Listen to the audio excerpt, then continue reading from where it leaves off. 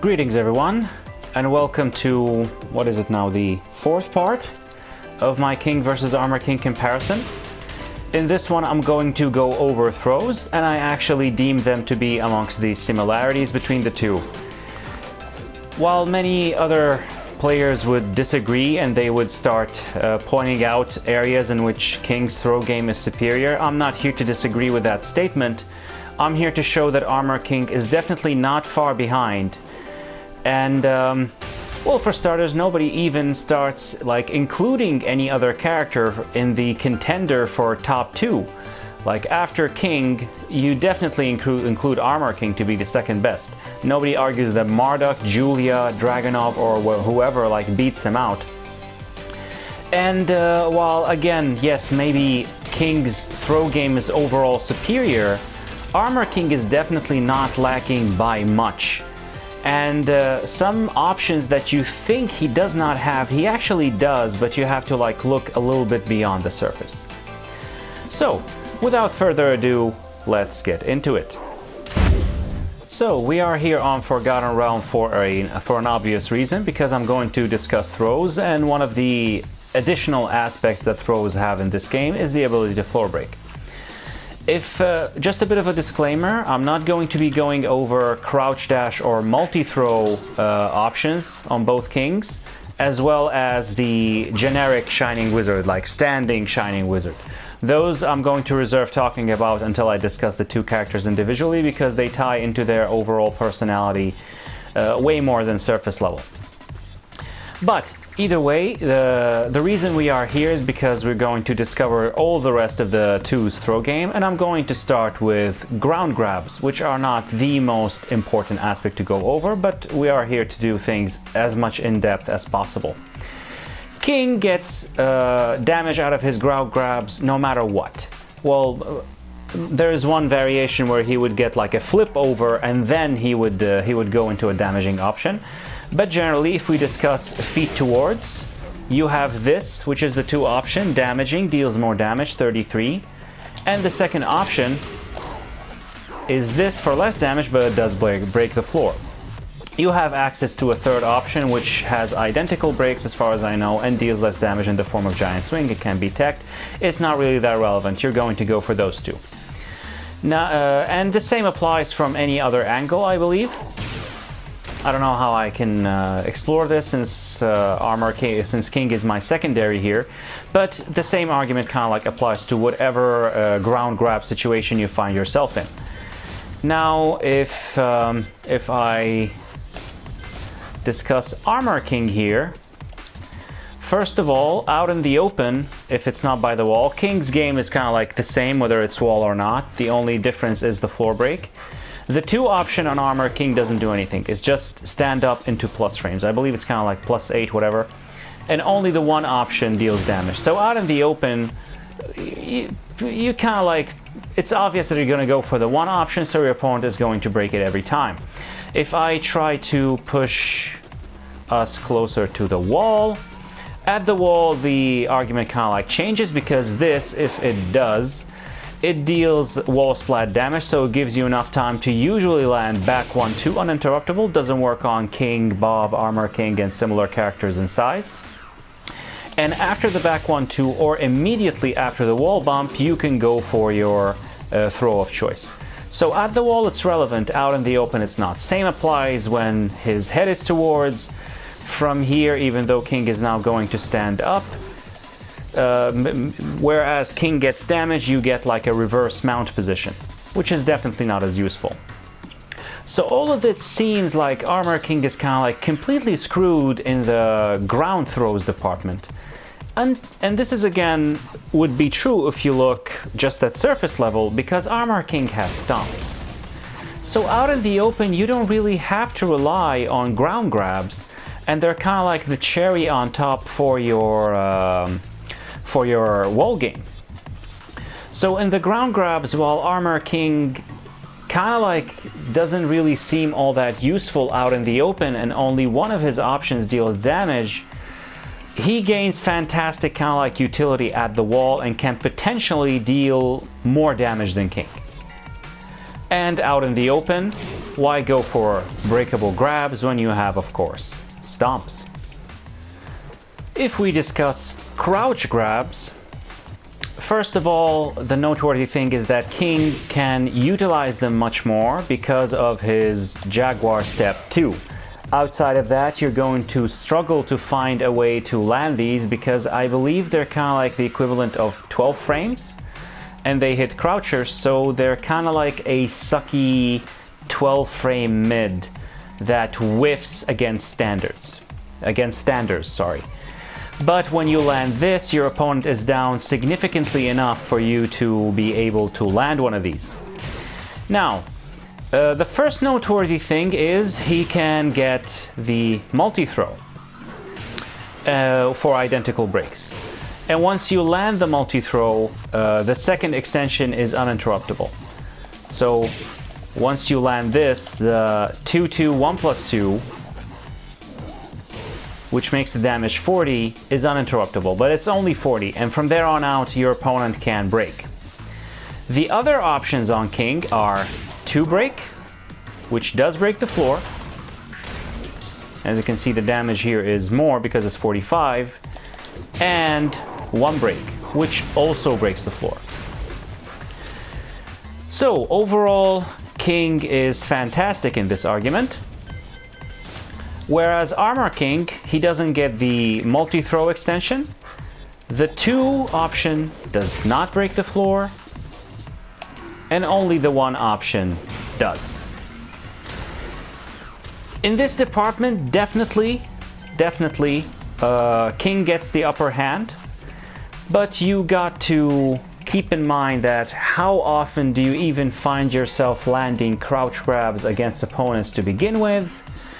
King kind of like gets more utility out of them with his Jaguar Step 2, but Armor King doesn't catch his opponent crouching all that much with them, and you're far better off resorting to like generic mids and whatever to stop your opponent from ducking.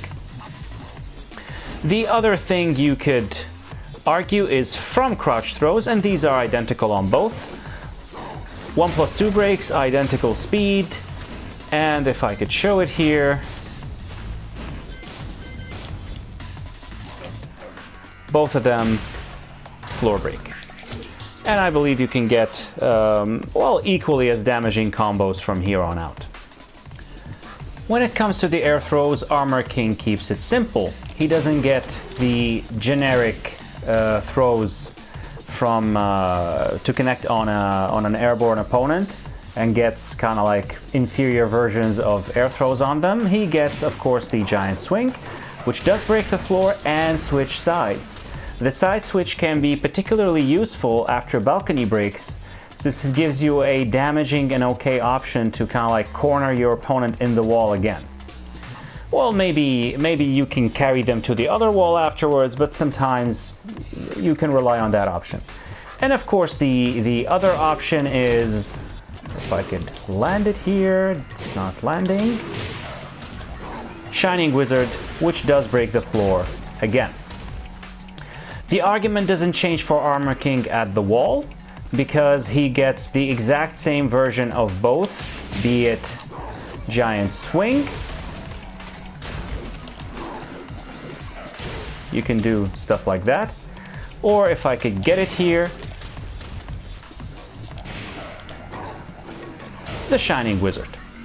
So he doesn't get anything new at the wall, and his options stay the same no matter the situation he's in. King, however, has things more complicated, but not always for the best. The fact that he gets this from generic throws, it is inferior damage, but this throw in particular has at least some use when you corner your opponent in the wall, and it could lead to a setup where you could attack with these, at wake-ups. The other option is extremely stupid. It cost, like I said, Majin one of his games against Kudans. It reversed sides with him when he was attempting a Shining Wizard, and now his back was to the wall and Kudans kind of like steamrolled him from there. The other kind of like almost needless option that King gets is that the only way he could side switch on an airborne opponent, if you don't want to resort to this, which is very, very, very little damage. You can do this, and on its own it's inferior damage. It kind of like leads to good Oki, but not really. And from here, if your opponent doesn't break the extensions, each of which of course is breakable, you can either do Giant Swing, and he can of course tech again here, or you could do this, which does Wall Splat, but neither of these of course break the floor so far. The floor break option is going to be again Giant Swing, breaks the floor but does not side switch. And the other option is of course, if I could get it to come out here, sorry, is Shining Wizard, which does break the floor. Now at the wall, be it, Giant Swing or Instant Shining Wizard, or even Jaguar Step, all of these give you that Shining Torpedo animation we just got, which deals of course good damage, but it does not break the floor. This is where one of the alternate inputs, which is doing the 2 version of the Giant Swing, which generally gives you the Taiwana Twister, if you do it here, you can do it at the wall and still get the floor break. This is not something new, because Armor King can like do the same thing without, but the only thing he doesn't gain access to is the Shining Torpedo, the wall kind of like specific throw. And that's generally because King doesn't really get fantastic wall combos outside of that, and he generally like goes for this option as his almost only wall damaging kind of like, well, combo or throw, whatever, however you want to look at it. And the fact that Armor King's Shining Wizard leaves the opponent further away, be it generic or air, is something I'm going, like I said, to discuss when I talk about the 2 kings individually, because it ties into their personality, again, like I said, way more than surface level. When we finally get to the real meat and potatoes and we talk about the standing position, and I start with the generic throws that have been made useless in Tekken 7, but more to the benefit of grapplers, Armor King, this is his one option, doesn't floor break. The second option, if you do the extension, does. So that's one thing. From the sides,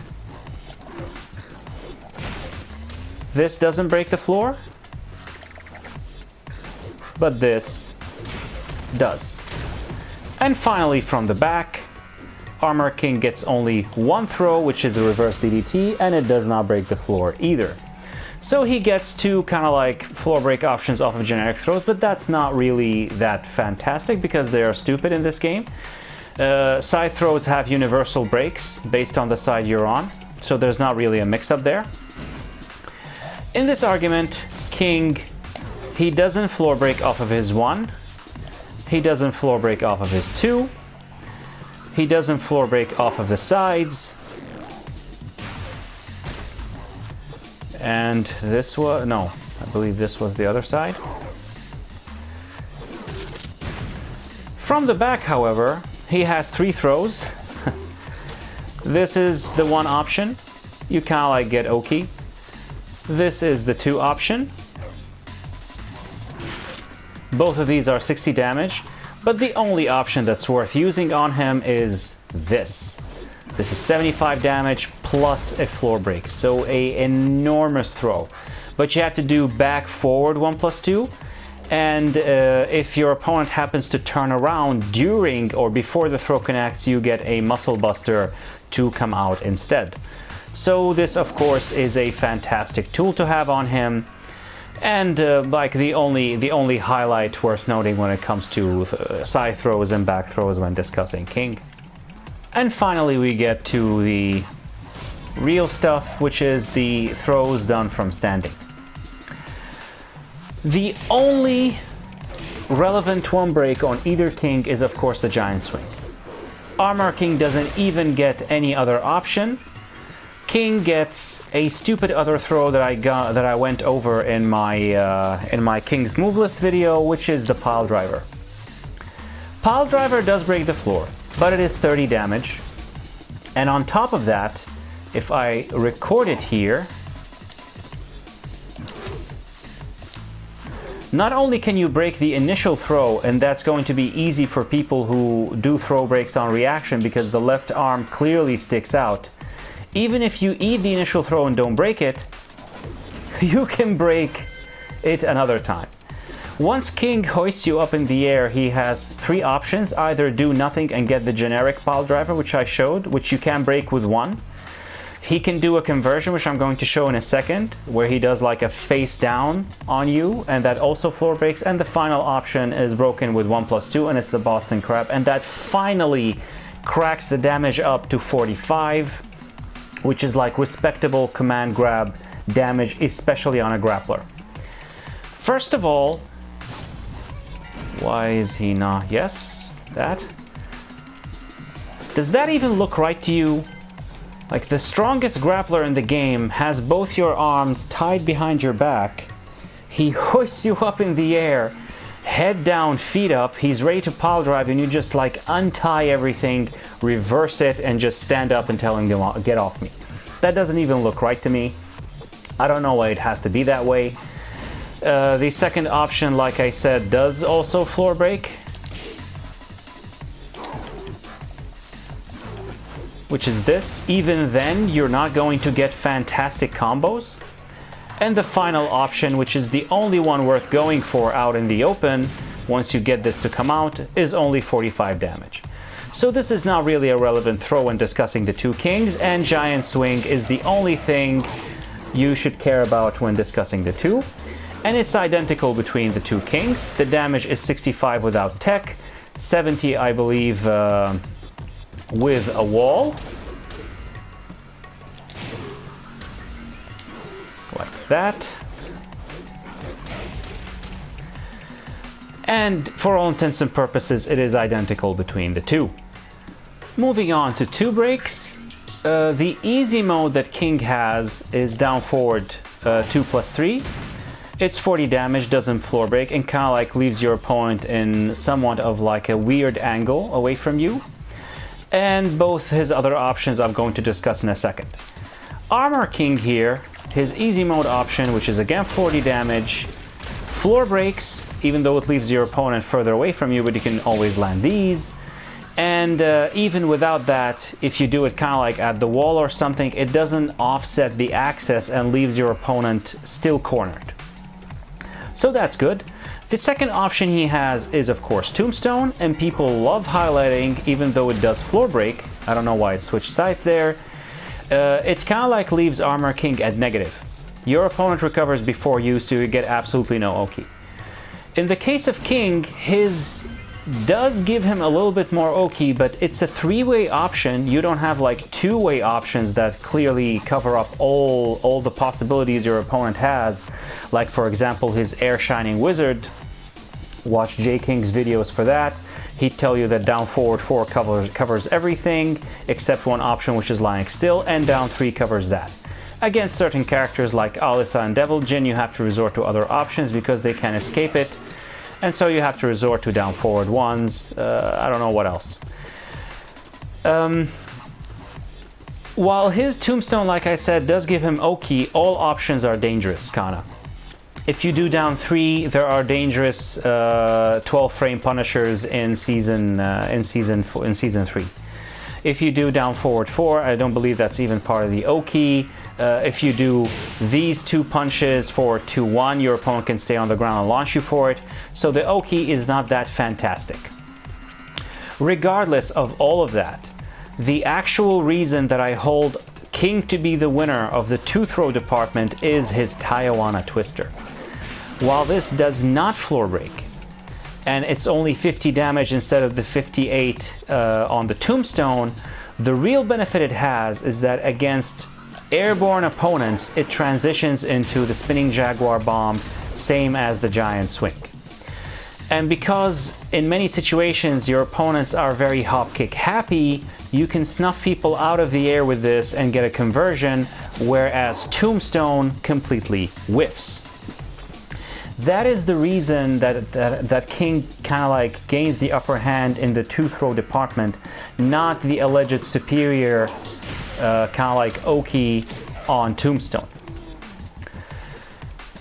And because it's only 50 damage, and you pretty much almost have to go for it in many situations just to cover that extra possibility of your opponent jumping up in the air to kind of like try to avoid your throw mix-up or something, or try to hop kick you. The 50 damage you get, even though it does give you like some Oki, again, even though all options are not fantastic, but only then will you gain the damage up to 58 again. So outside of Forgotten Realm, most of the time King players are going to go for the Taiwan Twister, if they know what they're doing, and I got this from Majin. He's the one who advocated using Taiwan Twister over Tombstone just for that aspect of it. And because of that, I hold him to be the winner of the 2 breaks, but as you can see, Armor King is not very far behind. And with that, we get to the 1+2 breaks. Forgetting Shining Wizards for now, sorry, because they don't break the floor, and again, the situation they leave both kings in is something worthy of its own discussion. Armor King gains 2 1+2 breaks. First of all, he has the Muscle Buster kind of like input variation, which is this, which is 45 damage, and the other option he has is the DDT.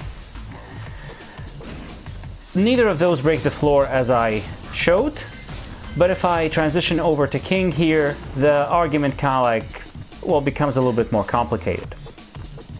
Like I said, in the 1 break department, the 2 kings are identical. 2 break, King gets it, but only by a slight hair.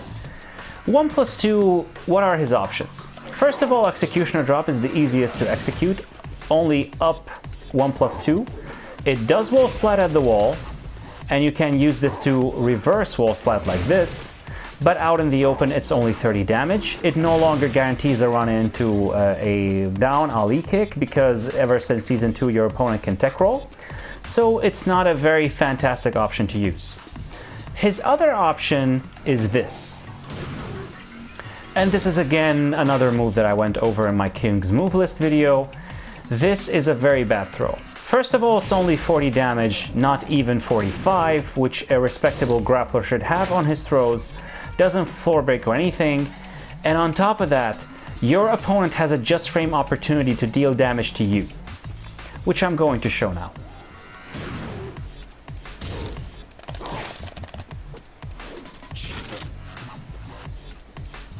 So because of that, out in the open, those 2 options are not really that relevant.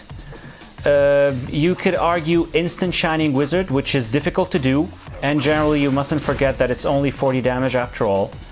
So out in the open, your only option as King becomes Muscle Buster.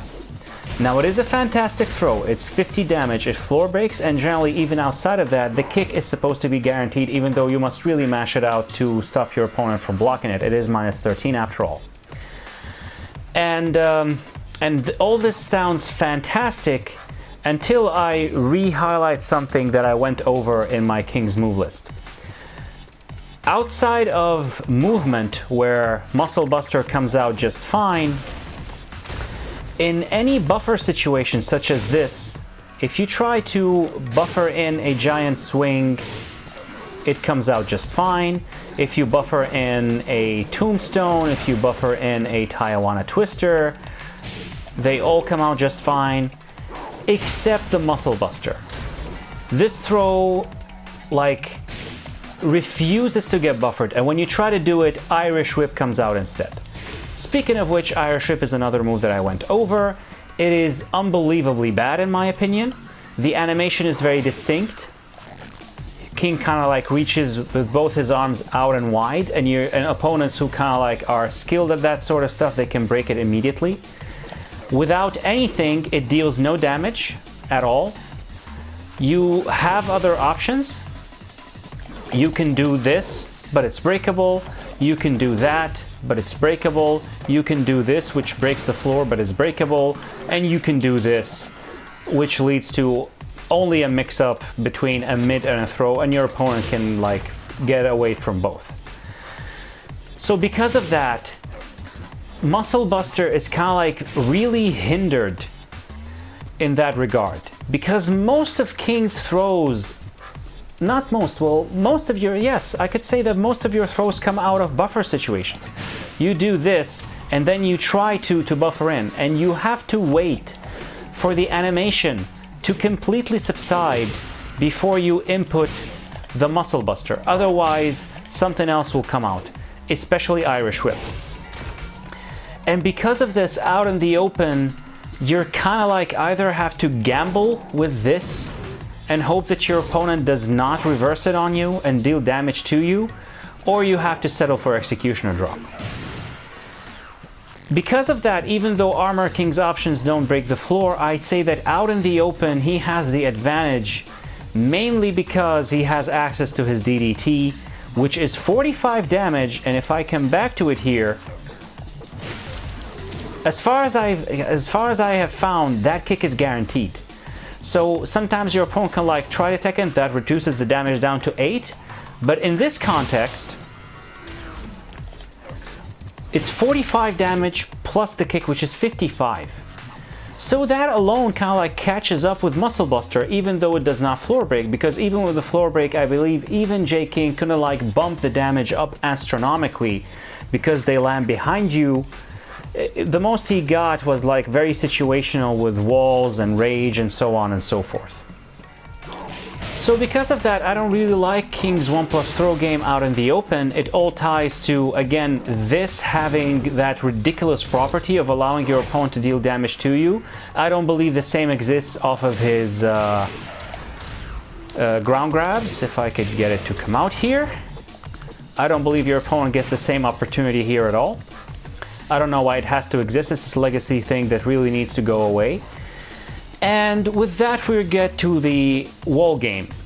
Now, when your opponent's back is to the wall, if you do this, you kind of like offset the axis, and now neither your backs are to the wall, and your opponent escapes the wall in a sense. If you do Tombstone, of course, the argument stays the same. By that I mean that yes, you don't really like position switch all that much. Tijuana Twister. Again, your opponent is still cornered, but in this argument, Armor King's easy mode throw and Tombstone kind of like apply the same thing. So, and the one throw, which is again the giant swing, kind of like switches positions. So when your opponent's back is to the wall as King, if I could get it to happen here, you of course have access to Executioner drop, which when you land it, you can follow up with this unbreakable throw for 55 damage, which is fantastic. Same can be done when your back is to the wall. You can both do giant swing here, but King can do this into the exact same thing. And here is again another area where people argue, well, Armor King is screwed, he doesn't have access to any of that. Well, not exactly. I don't know why that's not happening. Yes, please. When his back is to the wall, first of all, your easy mode 2 throw keeps him cornered. Your Tombstone does the same.